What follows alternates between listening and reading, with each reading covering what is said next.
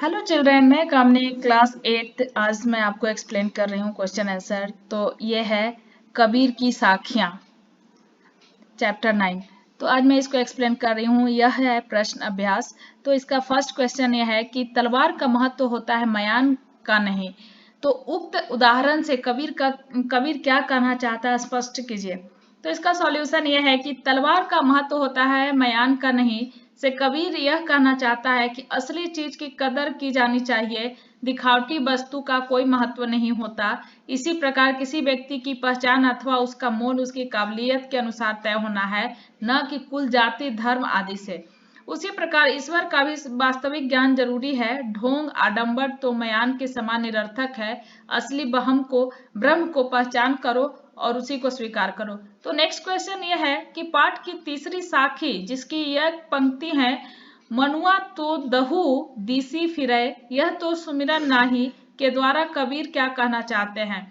तो इसका आंसर यह है कि कबीर दास जी की पंक्ति के द्वारा यह कहना चाहते हैं कि भगवान का स्मरण एकाग्र चित्त होकर करना चाहिए। इस साखी के द्वारा कबीर केवल माला फेरकर ईश्वर की उपासना करने का ढोंग बताते हैं।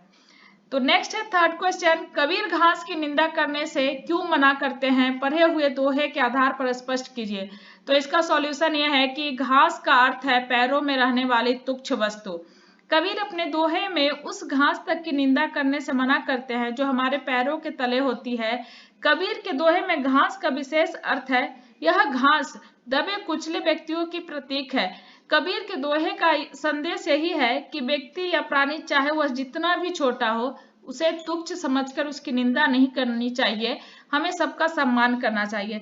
तो नेक्स्ट है फोर्थ क्वेश्चन, मनुष्य के व्यवहार में ही दूसरों को विरोधी बना लेने वाले दोष होते हैं। यह भावार्थ किस दोहे से व्यक्त होता है। तो इसका आंसर यह है कि जग में बैरी कोई नहीं, जो मन शीतल होए, यह आपा को डारी दे, दया करे सब कोय।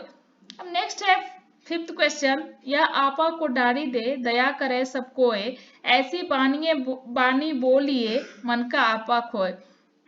इन दोनों पंक्तियों में आपा को छोड़ देने या खो देने की बात की गई है। आपा किस अर्थ में प्रयुक्त हुआ है? क्या आपा स्वार्थ के निकट का अर्थ देता है या घमंड का?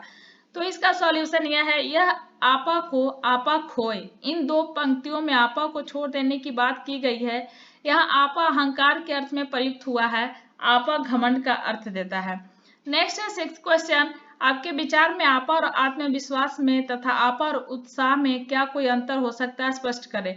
तो इसका सॉल्यूशन यह है कि आपा और आत्मविश्वास में तथा आपा और उत्साह में अंतर हो सकता है। तो आपा और आत्मविश्वास, आपा का अर्थ है अहंकार, जबकि आत्मविश्वास का अर्थ है अपने ऊपर विश्वास। सेकंड है आपा और उत्साह, आपा का अर्थ है अहंकार, जबकि उत्साह का अर्थ है किसी काम को करने का जोश।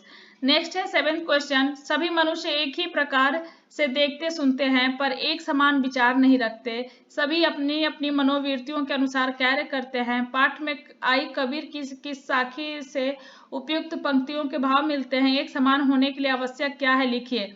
तो इसका आंसर यह है कि आवत गारी एक है, उल्टत होई अनेक, कह कबीर नहीं उल्टिए, वही एक की एक। मनुष्य के एक समान होने के लिए सबकी सोच का एक समान होना आवश्यक है। नेक्स्ट है एट्थ क्वेश्चन, कबीर के दोहों की साखी क्यों कहा जाता है। तो इसका सॉल्यूशन यह है कि कबीर के दोहों को साखी इसलिए कहा जाता है क्योंकि इनमें श्रोता को गवाह बनाकर साक्षात ज्ञान दिया गया है।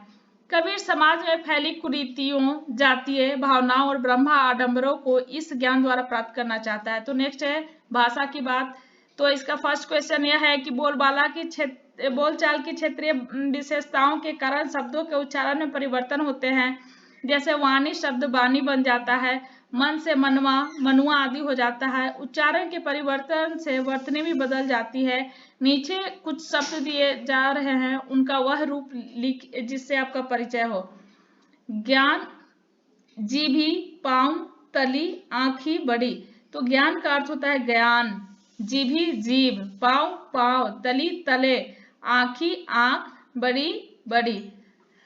So hello children, thank you and like या सब्सक्राइब करना ना भूलिए। Please like and subscribe children.